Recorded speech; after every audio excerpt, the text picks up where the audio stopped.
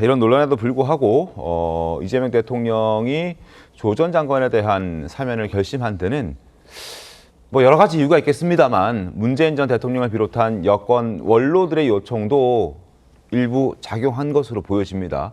특히 교수였던 조 전 장관을 법무부 장관으로 발탁했던 그 과정, 민정수석에서 장관으로 발탁하는 그 과정에서 문재인 전 대통령은 대단한 미안함을 수차례 토로했었습니다.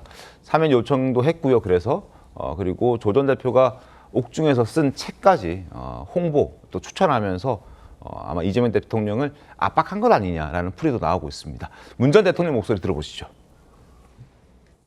조국 대표가 독거방에 갇혀 있는 그 이제 어려운 상황 속에서 나온 하나의 이제 책이기 때문에 정말 아주 소중한 그런 노력의 결과라는 말씀을 드리고, 처해 있는 상황은 너무 안타깝지만 조국 대표가 그렇게 그 시간을 활용하고 있다는 게 참 고맙게 생각이 돼요. 많이들 보시기 바랍니다. 정우삼 의원님, 문재인 전 대통령과 그 조 전 장관의 어떤 관계, 어떻게 좀 보십니까? 저렇게까지 해줄 만한 그런, 오래되긴 했죠. 문 전 대통령과 조 전 장관이. 일단 뭐 당연히 문재인 전 대통령 입장에서는 조국 대표를 본인이 이제 민정수석으로 데리고 있었고. 그리고 이제 본인이 법무장관으로 임명을 하면서 어떻게 보면 저 사달이 난 거 아닙니까? 네네. 그렇기 때문에 조국 전 대표가 이제 뭐 받고 있는 소위 정치적 피해의 상당 부분은 나 때문이다라는 어떤 그런 부채의식을 갖고 있을 테고요. 그렇기 때문에 문재인 전 대통령 입장에서는 조국 전 대표의 사면을 저런 식으로 요구를 할 텐데, 제가 봤을 때는 네.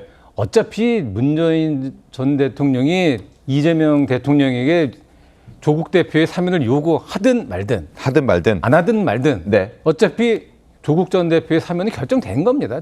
그 문 전 대통령과의 어떤 요청이라는 게 관계가 없었다? 어떻게 보면 그냥 마지막에 숟가락 하나 더 얹는 거지. 네. 뭐 저분이 뭐 요청을 한다고 해서 되고 요청을 안 한다고 해서 안 되고 이런 문제는 아닌 것 같고요. 이건 네. 철저하게 이재명 대통령의 그냥 판단입니다. 왜 판단이냐? 사실 뭐 어떻게 보면 당은 다르지만 저는 지난 대선 때 조국 혁신당이 네. 이재명 대통령의 당선을 위해서 얼마나 열심히 뛰었습니까? 그렇죠. 당도 다른 사람들이. 네. 예. 그 후보도 안 열심히 내고. 네. 그렇죠. 네. 아니, 그러려면 뭐하러 당을 따로 합니까? 다른 당이 저렇게 특정한 당의 후보의 대선 승리를 위해서 완전 자기 당 후보 일처럼 열심히 뛰어줬는데 얼마나 고마워요. 그 고마움에 대한 대가로 선물로 뭐 조국 전 대표에 대한 사면은 어떻게 보면 당연한 이런 수순이라고 볼 수 있는 거고요. 문재인 전 대통령의 요청은 아까 제가 말씀드린 것처럼 그냥 마지막 숟가락 얹기다. 이렇게 보십니까? 마지막 숟가락 하나다.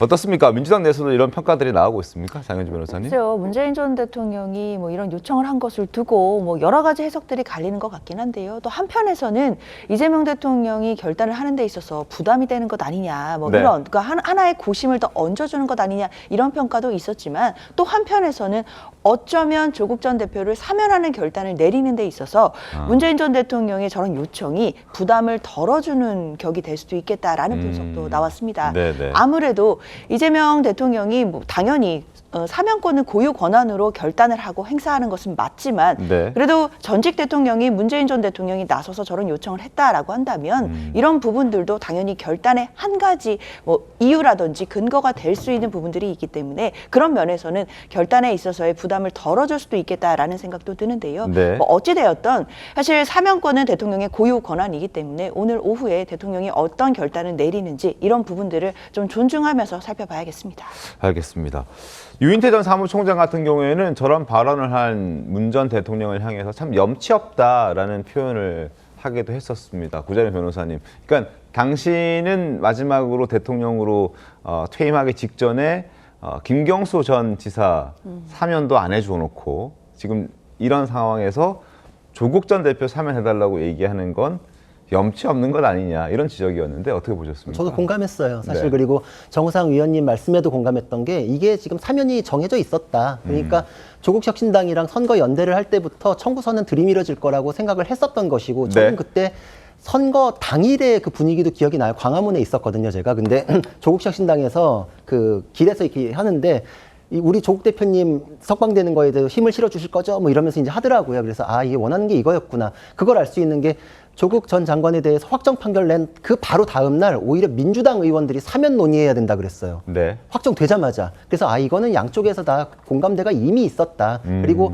선거를 염두에 두고서 서로 약속이 되어 있기 때문에 청구서는 들이밀어질 거에 네. 그동안 정치적으로 부담스러운 거를 다 회피했던 문재인 대통령이 마지막 숟가락 얹기를 했다. 이런 생각이 들어요. 본인이 정치적으로 굉장한 뭐 비판을 받거나 이런 부담을 안아야 되는 거에 대해서는 다 회피했거든요. 김경수 네. 지사에 대해서도 정면으로 자기가 그거에 대해서 비판을 감수하면서 무슨 결단을 내리든지 아니면은 전직 대통령 이명박 박근혜 대통령에 대해서도 여론의 군불 때우기는 했으나 계속 회피했잖아요. 네. 그러니까 그랬던 태도에서 이제 와가지고 뭐가 자신이 요청하는 듯이 라는 건 사실 실질적으로는 1g도 포함된 게 없다. 그냥 군불 때우기에 그냥 숟가락 하나 얹었다. 그러니까 그냥 정치적으로는 굉장히 비겁한 모습인데 네. 이게 지금 앞으로 초래될 역풍이라는 거를 본인도 두려워했겠죠. 그 역풍이라는 건 올 수밖에 없다. 지금 이 후과라는 거는 이재명 대통령이 아마 이 연말에 뭐 에이펙이나 이런 국제적인 이벤트가 있으니까 거기서 지지율 회복하면 되고 금세 잊혀지겠지라고 할 텐데 이런 마음의 상처는 국민들에게서 결코 잊혀지지 않습니다.